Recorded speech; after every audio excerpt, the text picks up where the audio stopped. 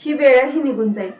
हे वाक्य साधं वाटत जरी असलं तरी यात आयुष्याचं मोठं तत्व दडलेलं आहे. कितीही कठीण परिस्थिती असो ती कायमची नसते. माणसाच्या आयुष्यात दुःखही येतं, अपयशही येतं, मनाविरुद्ध घटना घडतात.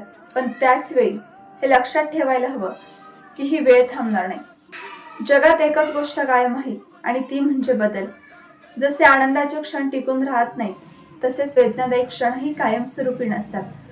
म्हणूनच जेव्हा परिस्थिती असह्य वाटते तेव्हा मनाला शांत करून स्वतःशी एकच गोष्ट बोलायला हवी, ही वेळही निघून जाईल.